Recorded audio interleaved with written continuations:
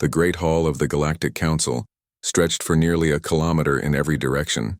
Thousands of beings from hundreds of worlds sat in their designated sections, their bodies as different as the stars themselves. Some breathed oxygen, others methane. Some had scales, others had feathers or skin or something that defied easy description. But they all gathered here in this massive station that floated in neutral space to maintain the peace that had lasted for 10,000 years. Ambassador Chen Lu sat in the human section, her dark eyes scanning the assembly floor. She had represented Earth for 5 years now, but the sight still amazed her. Humanity was young compared to most species here. 200 years in the council meant nothing when some members had been here for millennia. Next to her, junior diplomat Marcus Webb leaned close. "Another trade dispute," he whispered.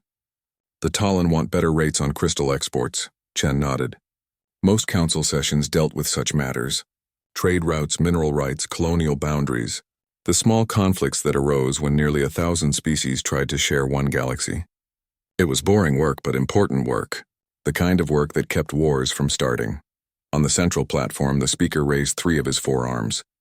He was a Vethian, tall and gray-skinned, with a voice that resonated through the hall's translation systems. "The council recognizes the Talon delegation." A small, furry creature approached the speaking platform. The Talon barely reached Chen's waist, but they were shrewd negotiators. The council chambers filled with the chittering sounds of their language, immediately converted to 1,000 tongues by the station's systems. Chen let her mind wander as the debate continued. She thought about humanity's position in this grand assembly. Other species saw humans as emotional, too quick to anger, too slow to forgive. They looked at Earth's bloody history and shook their heads. Humans had almost destroyed themselves a dozen times before finally reaching the stars. But Chen knew something the others often missed. Yes, humans were emotional. Yes, they remembered grudges. But they also remembered pain. They remembered loss. And they had learned through terrible experience that some things were worth fighting for. "The human delegation seems distracted today," a voice said in her ear. Chen looked up to see Ambassador Krell of the Zethian Accord floating beside her seat. The Zethians were energy beings, vaguely humanoid in shape but constantly shifting like colored fog. "Just observing, Ambassador," Chen replied with a polite smile. "And learning. Always learning," Krell said. The translation made it sound amused. "That is very human. Always preparing. Tell me, Ambassador Chen, why does your species maintain such a large military? You have 47 capital ships. Most species of your size have perhaps 10. Chen met Krell's glowing eyes.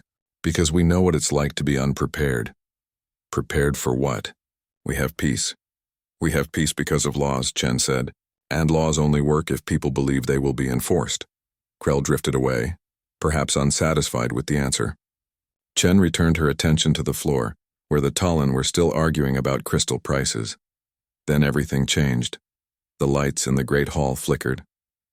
Every being present felt it through the translation systems, through their data tablets, through the very walls of the station. An emergency signal, cutting through all other communications, the kind of signal that hadn't been used in Chen's lifetime. The speaker's arms dropped. "Silence." His voice boomed without translation, a universal command. The thousands of beings in the hall went quiet. The emergency signal resolved into a transmission. The holographic display at the center of the hall flickered to life, showing a face. A Cleary face with large, gentle eyes and soft green skin. The Cleary were herbivores, peaceful beyond measure. They made art and philosophy. They had no military to speak of. Why would they? The Council's law protected them. "This is Keeper Sella of the Cleary homeworld," the image said. The voice was calm but urgent. "We are detecting unusual ships in orbit. They are not responding to hails. They are..." The transmission cut to static, then to nothing. The Great Hall erupted in confused voices. Chen felt ice form in her stomach. She had seen this before in Earth's history. The calm voice trying to report the unthinkable cut short. The speaker struggled to restore order. "Silence. We will investigate immediately. The Cleary system is only 6 light-years from this station. I am authorizing." Another signal came through. This time it was automated, cold and mechanical. It was the kind of signal that emergency buoys sent out when they detected catastrophic events. The holographic display showed a list of readings. Atmospheric composition changes. Radiation spikes. Biological marker collapse. The numbers scrolled past, each one worse than the last. Marcus grabbed Chen's arm. Ambassador, those readings. That's not an attack. That's extinction, Chen finished. Her voice sounded hollow to her own ears. She had studied enough Earth history to know what those numbers meant. Someone had just killed a world. The Great Hall descended into chaos. Beings were shouting in 100 languages. Some were demanding answers. Others were calling for investigations. A few, Chen noticed, were very quiet. She stood up, her hands gripping the railing in front of her. Mr. Webb, contact Earth Command. Tell them to prepare every ship we have for immediate deployment. Ambassador? Just do it, Chen said. She was already moving toward the aisle, heading for the delegation ready rooms. Tell them we volunteer to escort the investigation team. And tell them, she paused, choosing her words carefully, tell them this might be what we've been preparing for. The next 6 hours passed in a blur. The Council formed an investigation fleet faster than Chen had ever seen them move. 3 science vessels protected by escorts from 5 different species. The human contribution was the destroyer Resolute and 2 frigates. Other species had commented that it was too much firepower for a simple escort mission. Chen had not argued. She simply ensured her ships were ready. Now she stood on the bridge of the Resolute as it dropped out of hyperspace at the edge of the Cleary system. Captain Sarah Okonkwo sat in the command chair, her face professionally neutral. But Chen could see the tension in her shoulders. Scanning the system, the sensor officer reported, multiple debris fields in orbit around the 4th planet. That's the Cleary homeworld. I'm reading. God, I'm reading no life signs. None at all. Take us in, Okonkwo ordered, slowly. Weapons hot. The Resolute glided through space, the other ships following in formation. As they approached the 4th planet, the screens filled with images that would haunt Chen for the rest of her life. The Cleary homeworld had been green and blue just days ago. Now it was brown and gray. The oceans were still there, but something had killed everything in them. The forests were dead. The cities were silent. Biological weapon, the science officer from one of the Council ships reported over the shared channel. His voice shook. Engineered pathogen. It killed everything. Plants, animals, bacteria. Everything with Cleary-compatible DNA. This wasn't an accident. This was deliberate. 4 billion people. An entire species. Gone in days. The investigation continued for 3 more days. The evidence was clear and damning. The weapon was sophisticated, military grade. Only a handful of species had the technology to create something so terrible. And only one had ships in the sector at the right time. The Vraxon Dominion docked. Chen stood in front of the communication console, reading the final report. The Vraxons were a powerful species, one of the Council's oldest members. They had 12 seats in the assembly. They controlled 70 star systems, and they had just committed the one crime that every species in the galaxy had agreed was unforgivable. She opened a secure channel to Earth. This is Ambassador Chen. Inform the Secretary General that we need an emergency session. Full council. And tell them... She paused, looking at the dead world on the screen. Tell them that the galaxy is about to learn what happens when you break the one law that matters. The emergency session of the Galactic Council convened 3 days after the discovery. The Great Hall was packed beyond capacity. Every delegation had sent their full contingent. The gallery spaces, usually half empty, were filled with observers, journalists, and beings who simply wanted to witness history. Chen Liu walked to the human delegations section with her head held high. She wore her formal diplomatic robes, black with Earth's blue and green emblem on the shoulder. Behind her, Marcus Webb carried a data tablet containing the complete investigation report. Behind him walked Admiral James Kutcher, commander of Earth's 3rd Fleet. The Admiral's presence was unusual. Military personnel rarely attended council sessions. No one commented. Everyone understood that this session was different. The speaker called the assembly to order. His forearms trembled slightly as he raised them. The Council has reviewed the investigation report from the Cleary system. The evidence is conclusive. The Vraxon Dominion deliberately deployed a biological weapon that resulted in the complete extinction of the Cleary species.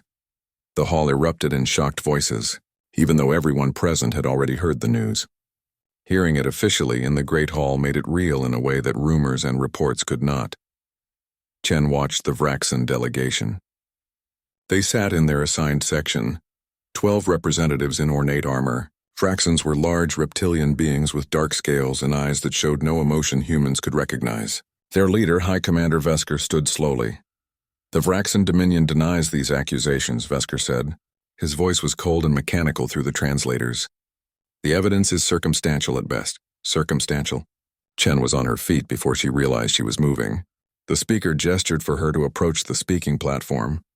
She climbed the steps, her hands steady despite the rage burning in her chest. Ambassador Chen of Earth, the speaker acknowledged. Chen looked out at the assembled delegates. So many species, so many different forms of life, all of them supposedly united by one law, one principle that everyone agreed was sacred. The evidence is not circumstantial, Chen said. Her voice was calm, but it carried to every corner of the hall. We have wreckage from Vraxan military vessels in orbit around the Cleary homeworld. We have biological samples that match only Vraxan weapons research. We have sensor logs showing Vraxan ships in the system at the time of the attack. And we have motive. The Cleary homeworld sits on one of the largest deposits of trionite crystals in the galaxy. Crystals that the Vraxan Dominion wanted for their industrial expansion. She paused, letting the facts sink in. They killed 4 billion people for mining rights. The hall was silent. Even the Vraxans did not speak. This is the law we all agreed to, Chen continued. She pulled up the ancient text on the holographic display, letting everyone see the words that had governed the galaxy for 10,000 years. No species shall deliberately exterminate another sentient species. This is not a minor law. This is not a guideline. This is the foundation of everything we have built together. The human is correct, said Ambassador Krell, floating up from the Zethian section. The law is clear. But the question before us is what punishment fits such a crime? Punishment? High Commander Vesker laughed, a sound like grinding stones. You would punish the Vraxan Dominion? We are one of the oldest members of this council. We have 70 systems, 40 billion citizens, and a military that rivals anyone's. What punishment could you possibly enforce? Chen felt Admiral Kutcher's presence behind her, a reminder that humanity had not come unprepared for this answer. The speaker raised his arms. The council must vote on appropriate measures. I propose economic sanctions, a full trade embargo, and a war crimes tribunal for the Vraxan leadership. The vote took 2 hours. Delegates argued about procedures, about evidence standards, about economic impacts. Some species worried that sanctions would affect their own trade. Others worried about setting precedents. A few, very quietly, worried about what the Vraxans might do if pushed too hard. Finally, the vote came. The sanctions passed. The embargo passed. The tribunal passed. All by narrow margins. Not a single mention of military action. Chen stood at the speaking platform, watching the results display. She had expected this, had known it would happen, but seeing it still felt like a betrayal. The Vraxans killed an entire species, she said slowly, and the council's response is paperwork and tariffs. Ambassador Chen, the speaker said, his voice tired. We must not respond to violence with more violence. That is the path to galactic war. They already chose violence, Chen replied. 4 billion Cleary would testify to that if they were still alive. She turned to face the full assembly. I have a question for this council. What is the law worth if breaking it has no real consequences? What message does this send? That any species with enough military power can commit genocide and face nothing worse than economic penalties? Ambassador Krell drifted forward. What would you have us do, human? Start a war that could kill billions more? Would that bring the Cleary back? No, Chen said quietly. Nothing will bring them back. But maybe, just maybe, if there were real consequences, the next species to consider genocide might think twice. The vote was final. The council would impose sanctions. Nothing more. Chen Lu removed her diplomatic badge from her robe. She held it up for everyone to see, then set it gently on the speaking platform. Earth officially withdraws from these proceedings, she said. We will comply with the council's decision. We will not interfere with their sanctions or their tribunal. Ambassador, the speaker began. We will comply, Chen repeated, but humanity will not pretend that this is justice. The Cleary were artists, philosophers, and peaceful gardeners. They never hurt anyone. They died because they were weak and someone stronger wanted their planet. If this council will not act, then humanity is done asking permission. She walked away from the platform. Admiral Kutcher and Marcus Webb fell in behind her. The entire human delegation followed, their footsteps echoing in the suddenly silent hall. They did not look back. 3 hours later, Chen stood in front of Earth's parliament, broadcasting live to every human colony across 30 star systems. The chamber was packed. Every representative was present. This was not a normal session. Members of Parliament, Chen began, I have just returned from the Galactic Council. They have voted on how to respond to the extinction of the Cleary species, economic sanctions, trade embargoes, a tribunal that will take years to convene and may never result in actual punishment. She paused, gathering her thoughts. I know that many of you believe humanity should be peaceful, that we should follow the Council's lead, that we should trust in the systems we helped create, and for 200 years we have done exactly that. But today I stand before you and ask, what is peace worth if it protects the powerful and abandons the weak? What is law worth if it cannot prevent the unthinkable? The chamber was completely quiet. The Cleary are gone, Chen said. Nothing we do will change that. But there are hundreds of other species like them in this galaxy. Peaceful peoples who trust that the Council's law will protect them. And as of today, they know the truth. That law is just words without the will to enforce it. She looked at the faces of the Parliament members. She saw anger there, sadness, and something else. Something that had been building in humanity since they first reached the stars and found a galaxy that thought Earth's violent history made them barbaric. Or the Vraxan Dominion expects us to do nothing, Chen said. They believe we are young and weak. They believe we will accept the Council's decision and move on. They think we are just emotional humans who will cry about injustice but take no action. She leaned forward, her hands gripping the podium. They are wrong, because we humans remember what extinction looks like. We remember the nuclear weapons that almost ended us. We remember the environmental collapse we barely survived. We remember the genocides our own species committed against each other, and the shame that still haunts our history. We remember because we choose to remember, because we swore we would never let it happen again. Admiral Kutcher stepped forward, standing beside Chen. The Third Fleet is ready, he said, as are the 5th, 7th, and 9th. Every military installation in human space can be mobilized within 48 hours. Mobilized for what? Asked the Prime Minister, though Chen suspected she already knew the answer. The Council won't enforce their own law, Chen said. So we will. Not as conquerors, not as tyrants, but as the one species in this galaxy that understands what it means to almost lose everything. The Vraxans violated the one sacred law. If we do nothing, we tell every powerful species that genocide is acceptable as long as you're willing to pay some economic penalties. She straightened, looking at every camera, knowing her words were being transmitted to every human in existence. I am asking Parliament to authorize military action against the Vraxan Dominion, not to conquer them, not to rule them, but to show them and everyone else in this galaxy that some lines cannot be crossed, that some crimes are so terrible they must be answered with more than paperwork. The vote took 6 hours. When it was done, humanity had chosen. They would respond with fire. The shipyards above Mars had never been so busy. Every construction dock was active, every repair bay filled. Ships that had been in maintenance cycles were rushed back into service. Crews that had been on leave were recalled. Supply chains that usually moved at a leisurely pace now operated around the clock. Captain Sarah Okonkwo stood on the bridge of the Resolute, watching the organized chaos through the viewscreen. 47 capital ships. That was Earth's entire deep space navy. Not a large force by galactic standards.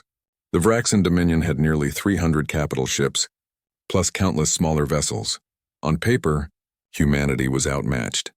Captain, her tactical officer said, we're receiving updated fleet assignments. We're now part of Battle Group Theta, reporting to Admiral Chen. Okonkwo smiled slightly. Ambassador Chen Lu's sister had been promoted to admiral 3 years ago. The family resemblance was strong, especially in their determination. Acknowledge, Okonkwo said. How long until we're ready to deploy? 18 hours, Captain. We're loading the last of our munitions now. 18 hours. Okonkwo wondered what the Galactic Council was thinking right now. Probably that humans were overreacting, being emotional again. They didn't understand. Humans had learned a long time ago that some preparations were necessary evils. Across human space, the same scene repeated. At the Europa station, the 5th Fleet assembled. Near the colony world of New Shanghai, the 7th Fleet prepared for departure. At the edge of human territory, closest to Vraxan space, The Ninth Fleet had already begun moving into position, but military preparation was only part of humanity's response. This is Captain Rebecca Torres of the Civilian Transport Mercy of Athens. The transmission began. It was broadcast on all commercial frequencies, aimed at every species living near Vraxen space. We are en route to the Kellian system to offer evacuation services to any non-combatant species who wish to leave the region. Transportation is free. We will take you to neutral space or to any destination within our range. We are not a military vessel. We are simply trying to help. The Mercy of Athens was one of 50 civilian transports that humanity had repurposed for evacuation duty. They flew under medical flags clearly marked as non-combatants. Each carried supplies, medical equipment, and enough space to transport thousands of refugees. The galaxy watched in confusion. Why would humans evacuate people before a war that might never happen? But people came. The Kellians were a small species, peaceful traders who lived near the Vraxen border. They had no part in the conflict, but they were scared. When the human ships arrived offering free passage to safety, thousands accepted. So did the Prelians, the Dothek, and dozens of other minor species. They crowded onto human transports, bringing what possessions they could carry. The human crews treated them with kindness, gave them food and water, asked nothing in return. "Why are you doing this?" a Kellian child asked Captain Torres, speaking through a translation device. "We are not your people." Torres knelt down, meeting the child's large eyes. "Because where we're going, there might be fighting, and innocent people shouldn't suffer for wars they didn't start." The evacuation continued for 6 days. Human ships crisscrossed the border regions, pulling nearly 100,000 civilians out of potential war zones. They were taken to neutral stations, given supplies, told they could return home when it was safe. The Galactic Council sent envoys to speak with Earth. They arrived on diplomatic shuttles, bearing messages from the speaker and various ambassadors. Ambassador Chen Liu met them in Earth's orbital diplomatic station. She was no longer Earth's representative to the Council, having resigned that post, but she still served her species as an advisor to Parliament. Ambassador Chen, the Zethian Krell said, floating in the conference room, "The Council begs you to reconsider. War with the Vraxen Dominion will result in millions of deaths. 4 billion Cleary are already dead," Chen replied, "and going to war won't bring them back." "No," Chen agreed, "but it might prevent the next genocide." Another envoy, a Talon diplomat named Prill, stepped forward. "Please, humanity is so young. You don't understand galactic politics. The Vraxens have alliances, trade partners, defense pacts.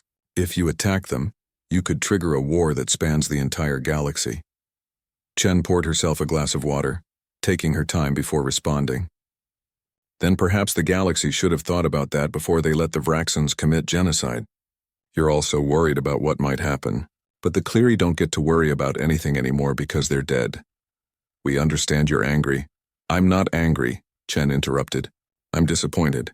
For 10,000 years, the Council has maintained peace. That's an amazing achievement.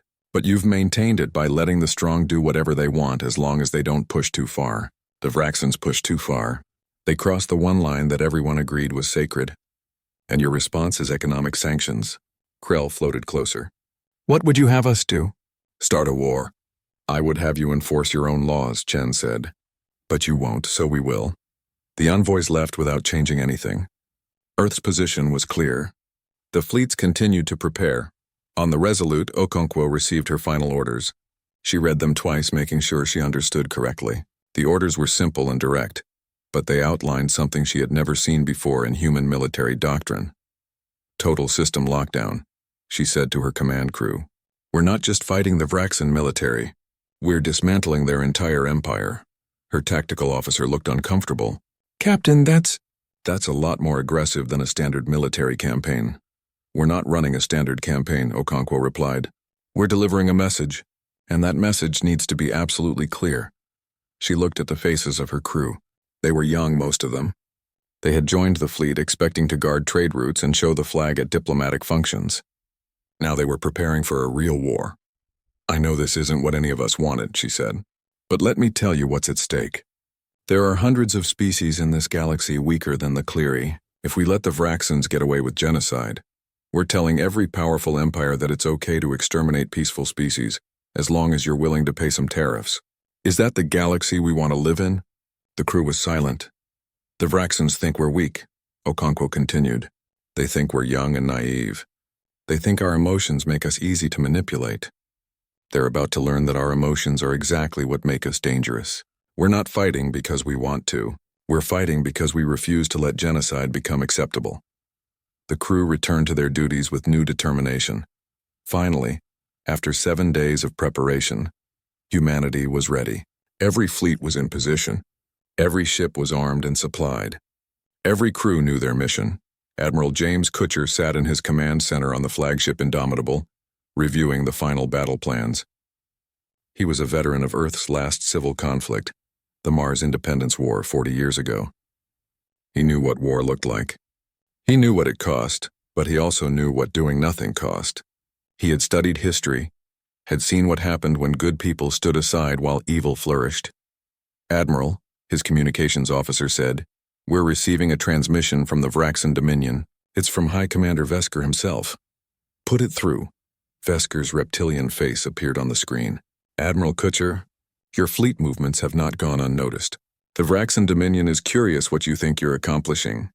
"We're delivering an ultimatum," Kutcher replied. "Surrender your leadership for trial at the Galactic Council. Pay reparations for the Cleary genocide. Dismantle your biological weapons programs. Do this within 48 hours and there will be no war." Vesker laughed. It was not a pleasant sound. "And if we refuse? Then we will dismantle your empire ourselves. With 47 ships?" Vesker's amusement was clear. "Admiral, we have 300 capital ships. We have been a military power for 6,000 years. What makes you think your tiny fleet can threaten us?" Kutcher leaned forward, his face hard. "Because we're not just angry, Commander. We're right. And we're willing to do what the Council won't. You had a choice. You chose to kill an entire species for mining rights. Now you have another choice. Face justice peacefully or face us." "We choose neither," Vesker said. And to demonstrate our resolve, the transmission cut off. 10 seconds later, alarms blared across every human military frequency. "Admiral," the tactical officer shouted. "The Vraxans just fired on one of our colony ships, the Morning Star, en route from New Britannia to Earth. She's a civilian vessel, no weapons, carrying 3,000 colonists." Kutcher felt ice form in his veins. "Survivors?" "None, sir. They hit her with enough firepower to vaporize the entire ship." The command center was silent. 3,000 civilians, families, children, workers just trying to get home. Murdered as a warning. Kutcher stood up. He looked at his crew, saw their rage, their grief, their determination. "Send a message to all fleets," he said. His voice was calm, but it carried to every corner of the room. "The Vraxans had their chance. They chose their path. We gave them mercy. They responded with murder. So now they get justice." He turned to the tactical display showing the deployment of every human fleet, every Vraxan position, every strategic target. The Vraxan colony of Thresh was a minor world, barely worth mentioning in Imperial records. It had 2 million inhabitants, 3 manufacturing centers, and 1 orbital defense platform. It was considered safe, far from any border, deep in Vraxan-controlled space. The human Third Fleet arrived without warning.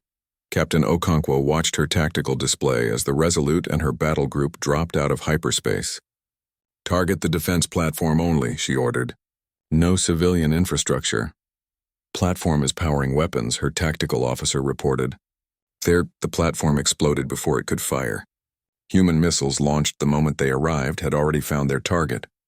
The debris scattered into orbit, burning up in the planet's atmosphere. "Send the message," Okonkwo said. A transmission blanketed the planet on all frequencies. "This is Captain Sarah Okonkwo of the Earth Fleet. The Vraxan Dominion has violated galactic law by committing genocide against the Cleary people. We are here to remove your military infrastructure. Evacuate all military facilities immediately. You have 1 hour. We will not target civilians. Comply and you will be safe." Then the Third Fleet moved to the next target, leaving Thresh shocked but alive. This scene repeated across Vraxan space. Human fleets appeared simultaneously at 23 Vraxan colonies. Not the biggest world, not the most defended, but strategically important systems that the Vraxans thought were safe. The galaxy watched in amazement as humanity executed the most precise military operation anyone had ever seen. They didn't just attack, they coordinated. Every fleet hit their targets within minutes of each other. Every strike was measured, controlled, and devastatingly effective. In the Galactic Council chambers, delegates watched the feeds in stunned silence. "How are they doing this?" a Tolan ambassador whispered. "They're hitting targets hundreds of light years apart at the same time." Ambassador Krell studied the tactical displays. Coordination, planning, and something else. "They fight like they've done this before," they had. Every human fleet commander had studied Earth's wars. They knew the blitzkrieg tactics of World War II. They knew the shock and awe doctrine of later conflicts. They knew carrier strikes from naval warfare. They had taken 10,000 years of human military history and adapted it for space combat. But what shocked the galaxy most was not the violence. It was the restraint. At the colony of Dreamac, the 7th Fleet disabled the orbital shipyards without firing a single shot at the planet below. At the mining world of Pelthar, human Marines boarded the military command station, captured it intact, and arrested the garrison commander. No civilians died. No cities were bombed.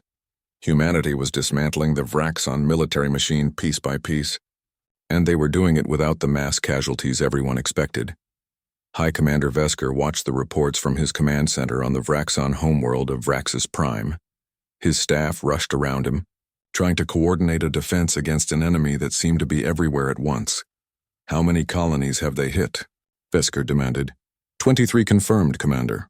All strikes came within a 15-minute window. Our response fleets are mobilizing, but the humans are already gone by the time we arrive." "Gone? Where?" "They don't stay to hold territory, Commander. They strike, destroy military targets, then jump away before our reinforcements arrive. It's like fighting ghosts." Vesker slammed his claws on the console. "We have 300 ships. They have 47. "How are they doing this?" A tactical analyst stepped forward, her scales pale with stress. "Commander, we've been analyzing their strategy. They're not fighting a conventional war.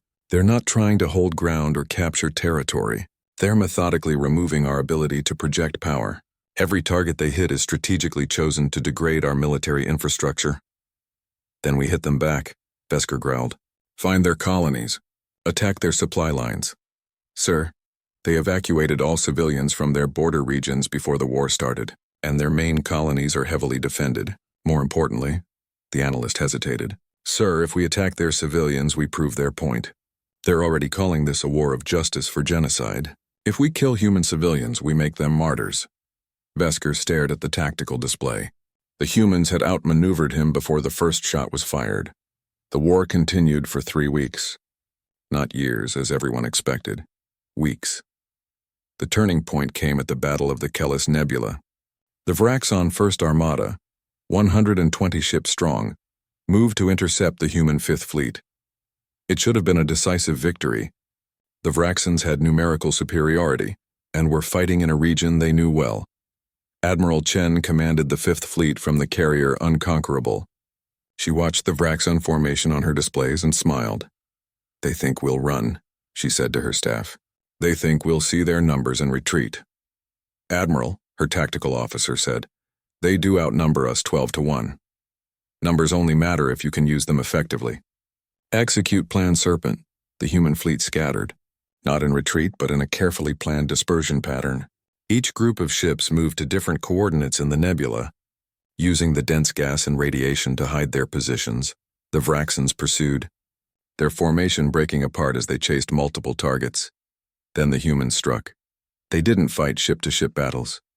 They used the nebula itself as a weapon. Human vessels had been modified with better sensors, better shields against radiation.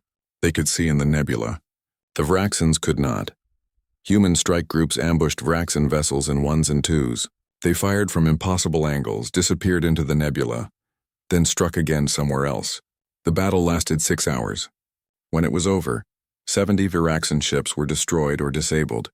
The human 5th Fleet lost 3 ships. The psychological impact was devastating.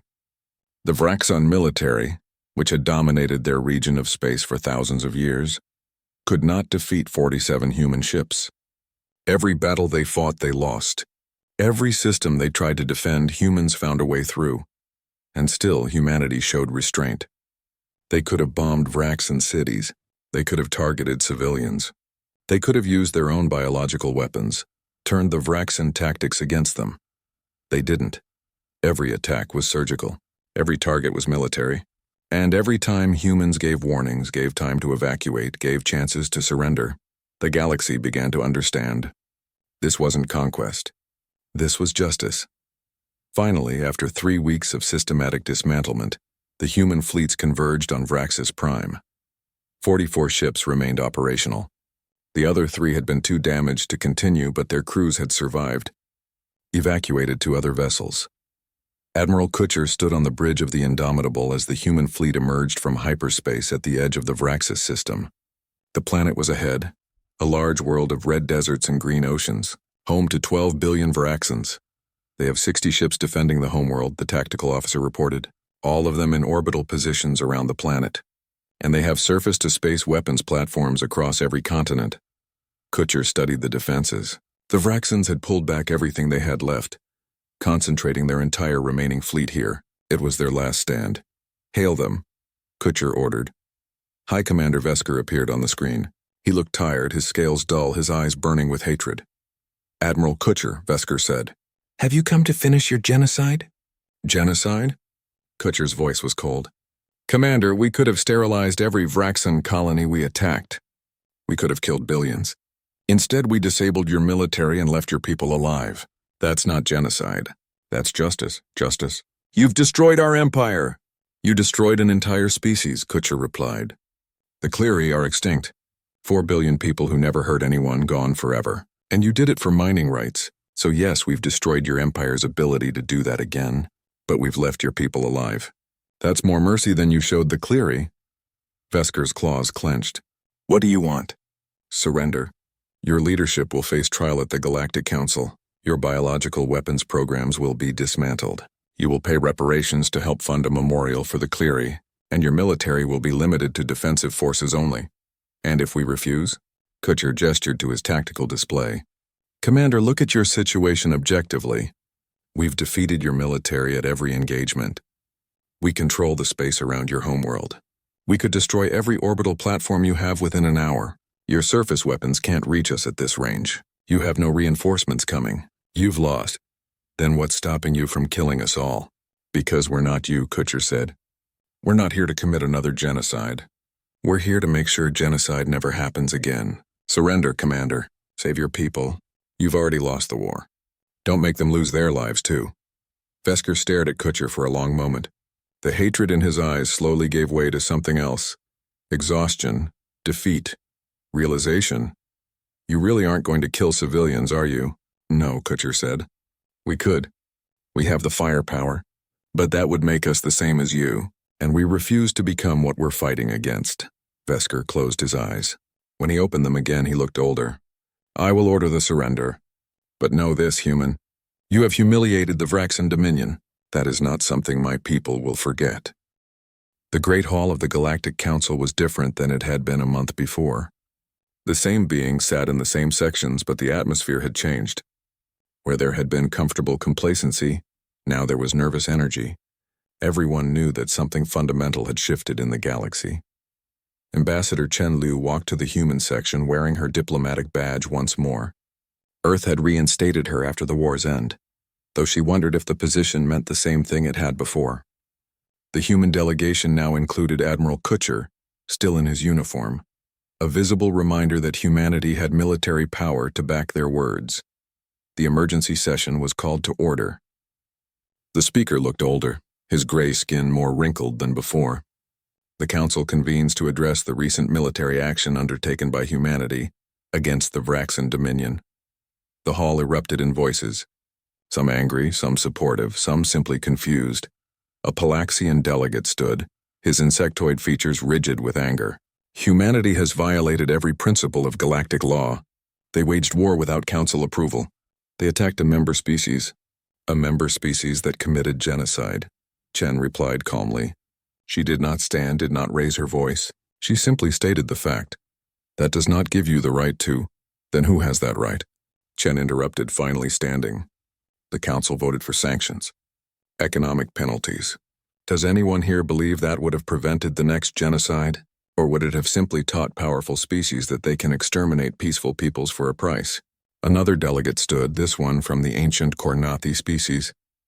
They had been members of the Council since its founding. The human raises a valid point. The Council's response was inadequate. We all knew it. But we were afraid. Afraid of war, afraid of consequences. The humans were not afraid. Because they're young and reckless, the Palaxian argued. No, the Kornathi said. Because they remember. How many species in this hall have nearly destroyed themselves? How many have barely survived extinction events? The humans almost ended their own species multiple times. They carry that memory with them. It makes them uncomfortable to be around, certainly, but it also makes them unwilling to stand by while others face extinction. Ambassador Krell floated to the speaking platform. The question before us is not whether humanity was right or wrong. The question is what we do now.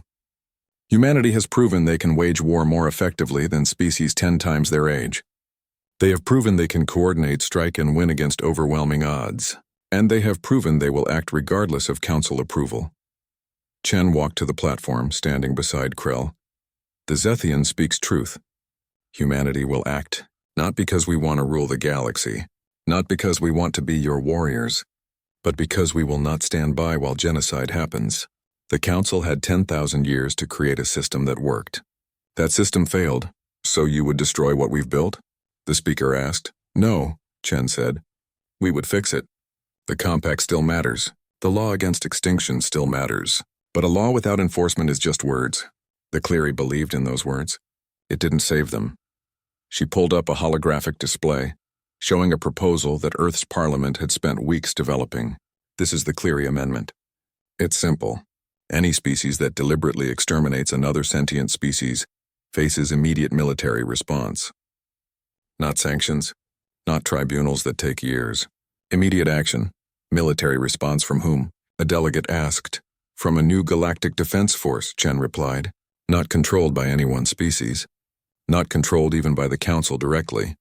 An independent military force with clear rules of engagement and one purpose: to enforce the law against genocide. The hall erupted in debate. Some supported the idea. Others feared it. Many wanted details on how such a force would work. Admiral Kutcher stepped forward. We know you have concerns about giving military power to an independent force. We have those concerns too, so here's what we propose. The defense force would be made up of volunteers from any species.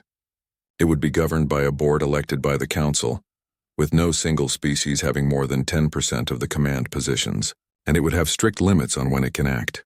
Limits like what? The Palaxian demanded. Like this, Kutcher said, bringing up another document. The defense force can only deploy when there is clear evidence of genocide or attempted genocide. They cannot be used for territorial disputes. They cannot be used for economic conflicts. They cannot be used to settle political arguments. Their only purpose is to stop extinction events. And who decides what counts as genocide? Someone asked. A panel of judges from 15 species, Chen replied, rotating every 3 years. They review evidence and make determinations. The panel must have a 2/3 majority to authorize military action. And every decision they make is public record, open to review by the entire Council. The debate continued for 3 days. Delegates argued about details, about safeguards, about potential abuses. Chen and Kutcher answered every concern, addressed every fear, revised their proposal based on legitimate feedback. On the 4th day, the vote came. The Cleary Amendment passed with 73% support. The Galactic Defense Force was established. And humanity, despite having the smallest territory of any major species, provided 30% of the initial military force. But the vote came with conditions. Humanity would reduce their independent military by half over the next 10 years. The ships and crews would transfer to the Defense Force, becoming part of the galactic military rather than Earth's military. It was a compromise, but Chen had expected nothing less. After the vote, Chen stood at the observation deck of the Council station, looking out at the stars. Ambassador Krell floated up beside her. You got what you wanted, Krell said. Not what I wanted, Chen replied. The Cleary are still dead. Nothing changes that. But maybe this means the next Cleary won't die. Maybe the next peaceful species will be protected. The galaxy will never see humans the same way again, Krell observed. You were the young species, the emotional ones. Now you're the warriors, Chen smiled sadly. We were always warriors, Krell. Earth's history is soaked in blood. We just hoped we'd never have to be warriors again. But we learned something from all that violence. We learned that sometimes the only way to protect the innocent is to be willing to fight for them. Even when others call you warmongers, even then, the Vraxen trials began 6 weeks after the war ended. High Commander Vesker and 47 other Vraxen leaders were brought before the Galactic Council. The evidence was overwhelming. The biological weapons, the deliberate targeting of civilian populations, the complete extermination of the Cleary species. The trial lasted 3 months. Every detail was examined. Every decision was questioned.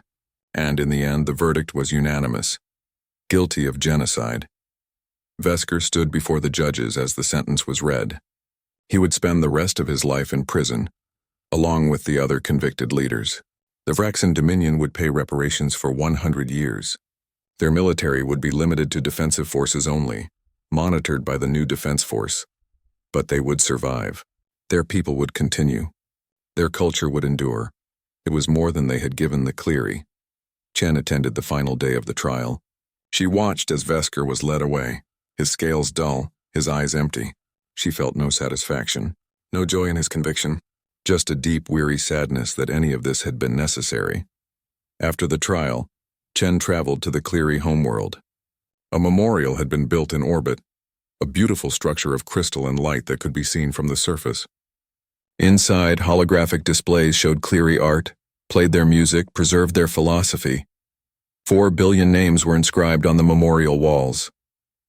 Every single Cleary who had died.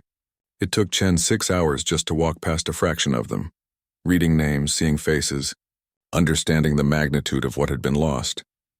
At the center of the memorial was a garden, impossibly green in the vacuum of space, maintained by advanced life support systems. Human volunteers tended the plants, all species native to the Cleary homeworld. They had been rescued from seed banks before the planet was completely sterilized.